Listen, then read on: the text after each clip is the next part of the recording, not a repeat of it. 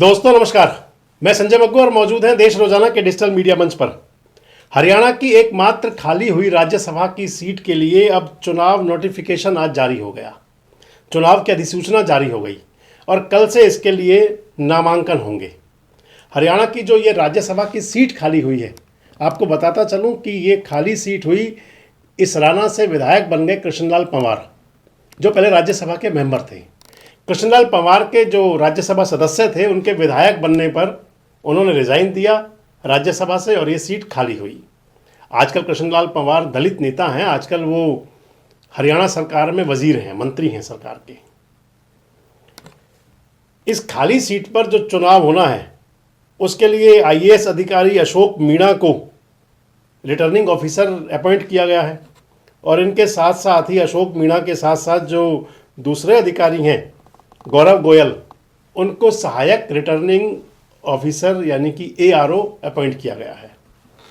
चुनाव के लिए मैंने आपको बता दिया कल से नामांकन होंगे, 10 तारीख तक नामांकन हो सकते हैं और अगर एक से अधिक नामांकन दाखिल हुए तो फिर इस पर चुनाव होगा।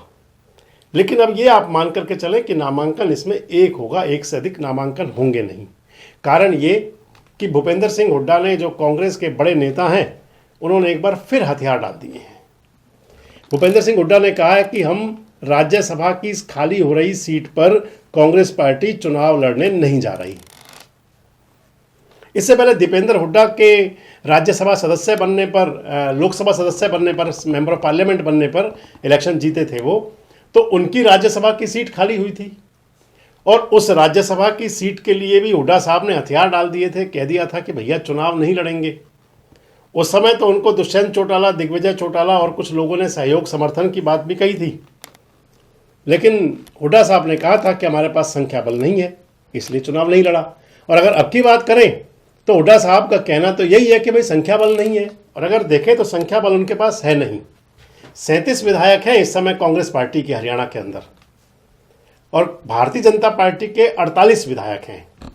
इसके साथ साथ भारतीय जनता पार्टी की सरकार है, जो नायब सिंह सैनी जो मुख्यमंत्री हैं भाजपा को, 5 अन्य विधायक जो 3 इंडिपेंडेंट हैं और 2 इंडियन नेशनल लोकदल के, उनका भी जो मूक समर्थन, इंडिपेंडेंट तो साथ है ही है, और बाकी जो इनेलो के 2 विधायक हैं उनका भी गौण समर्थन, छुपा हुआ समर्थन भारतीय जनता पार्टी के साथ ही है।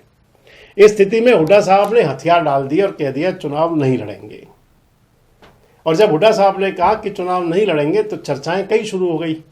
लोगों को शाही कांड याद आ गया, लोगों को यह भी याद आ गया कि कांग्रेस के पास जब संख्या बल ठीक हुआ करता था उस समय भी आखिर क्यों नहीं मेंबर बन पाए थे, राज्यसभा के सदस्य का चुनाव क्यों नहीं जीत पाते थे।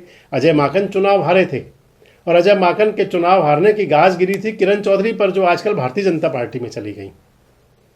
इससे पहले भी चुनाव हारे और इन सबको लेकर के कांग्रेस की आंतरिक जो राजनीतिक फूट थी, आंतरिक जो राजनीतिक धड़ेबाजी थी, वो सड़कों पर आती रही। मैं आपको बताता चलूं कि कांग्रेस केवल एक ही चुनाव राज्यसभा का जीत पाई थी। हरियाणा में 5 राज्यसभा की सीटें हैं, हरियाणा में 5 सीटें हैं, 5 में से 4 अभी भारतीय जनता पार्टी के पास है और 1 खाली है। इससे पहले जो बात थी, अगर मैं कहूं लोकसभा चुनाव से पहले, तो इन 5 सीटों में से 1 सीट कांग्रेस के पास थी। जो सीट कांग्रेस के पास थी वो दीपेंद्र हुड्डा चुनाव जीते थे और दीपेंद्र हुड्डा को जब कांग्रेस ने अपना कैंडिडेट बनाया तो बड़े आराम से चुनाव जीत गए थे। इसके अलावा कांग्रेस का कैंडिडेट कभी राज्यसभा का चुनाव जीत नहीं पाता था। आरोप लगते थे कि कांग्रेस के विधायक जो है क्रॉस वोटिंग कर देते थे।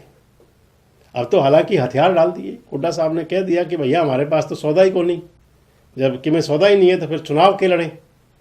लेकिन जब सौदा था, जनता तो आकलन करती है, जब सौदा था तो तब क्यों हारते रहे। और बड़ी बात आ जाती है कि अजय माकन को चुनाव जीतना चाहिए था, वो हार गए, और अगर दीपेंद्र हुड्डा जीत गए चुनाव तो उस समय कौन सी बाजीगरी थी, कौन सी जादूगरी जिससे चुनाव जीत गए। हालांकि इस समय तो ये तय है कि संख्या बल के लिहाज से चुनाव नहीं लड़ सकते। लेकिन भूपेंद्र सिंह हुड्डा का जो ये बयान आया, इसको लेकर के चर्चाएं जरूर चल पड़ी, चर्चाएं जरूर शुरू हो गई। और चर्चाओं में लेकर के आए लोग पिछले चुनाव को भी, जब किरण चौधरी निर्विरोध राज्यसभा की सदस्य बनी दीपेंद्र हुड्डा के इस्तीफे के बाद में, राज्यसभा की सीट पर, जो मैं आपको बता रहा था, हरियाणा में 5 राज्यसभा की सीटें हैं, 5 में से 4 अभी कांग्रेस 5 में से 4 अभी सदस्य जो हैं, हालांकि उनमें से एक विधिवत रूप से भाजपा के नहीं है, 3 बीजेपी के हैं, एक इंडिपेंडेंट है। कार्तिकेय शर्मा जननायक जनता पार्टी और बीजेपी के समर्थन से निर्दलीय चुनाव मैदान में थे राज्यसभा सदस्य के लिए, और वो निर्दलीय चुनाव जीते थे जब अजय माकन हारे थे, मैंने आपको बताया। और बाकी जो 3 सदस्य हैं भारतीय जनता पार्टी के, उनमें एक सुभाष बराला हैं, एक रामचंद्र जांगड़ा हैं उनके अंदर, और तीसरी किरण चौधरी हैं। तो टोटल 4 सदस्य अभी हैं, 4 में से 3 भारतीय जनता पार्टी के और एक भाजपा समर्थित इंडिपेंडेंट। 5वीं जो सीट खाली है, 5वीं सीट भारतीय जनता पार्टी के कृष्णलाल पंवार के इस्तीफे से खाली हुई, और वो भी भाजपा का आना तय है। वैसे बहुत महत्वपूर्ण बात है दोस्तों कि अगर हरियाणा के अंदर जो कांग्रेस की स्थिति बनी है, वो दौर था जब हरियाणा के अंदर विधानसभा चुनाव से पहले क्या ब्यूरोक्रेट्स, क्या आम आदमी, क्या नेता, क्या अभिनेता, क्या जनता, सबके अंदर एक बात थी कि कांग्रेस की सरकार बन रही है। मुख्यमंत्री तय था, हुड्डा साहब मुख्यमंत्री बनेंगे, भूपेंद्र सिंह हुड्डा। कहीं नहीं कहा, जैसे भारतीय जनता पार्टी में कहा जाता है कि मोदी सरकार, ऐसे ही हरियाणा के अंदर कांग्रेस सरकार कहने वाले लोग कम थे।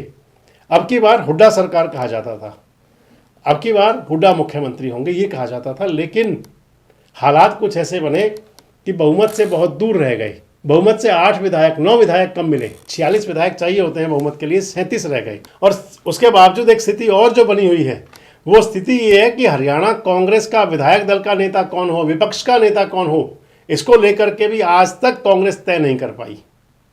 वैसे हरियाणा के लिए भारतीय जनता पार्टी के हम पिछले कई वीडियो शेयर आपसे किया करते हैं, तो लोग ये कहते हैं कि हरियाणा का दौर बदला हुआ है, ये वो दौर पुराना दौर नहीं है। और ऐसे स्थिति में अब क्योंकि राज्यसभा का चुनाव है, तो लोगों को याद आती हैं वो पुरानी घटनाएं। आज भूपेंद्र सिंह हुड्डा जी के चुनाव से किनारा करने से, हथियार डाल देने से कहा कि हम चुनाव नहीं लड़ेंगे, लोगों को पिछले सभी राज्यसभा के चुनाव और हरियाणा की गतिविधियां, उन गतिविधियों में कांग्रेस की गुटबाजी और गुटबाजी के चलते कांग्रेस का पिछड़ना, ये सब टिप्स पर लेकर उन पर चर्चाएं शुरू हो गई। वैसे आपको क्या लगता है कि क्या भूपेंद्र सिंह हुड्डा का हरियाणा विधानसभा चुनाव से किनारा करना सही फैसला है? क्या हुड्डा साहब इसके लिए अधिकृत है, या कांग्रेस आला कमान ने उनसे कहा है कि आप ये बयान जारी कर दें कि भाई हम राज्यसभा का चुनाव नहीं लड़ेंगे? और क्या वाकई ये संख्या बल जो मिला है, क्या आने वाले समय में हरियाणा की कोई भी राज्यसभा सीट कांग्रेस के पास नहीं मिल पाएगी? कमेंट बॉक्स में जरूर बताएं। जुड़े रहें हमारे साथ, देखते रहें देश रोजाना।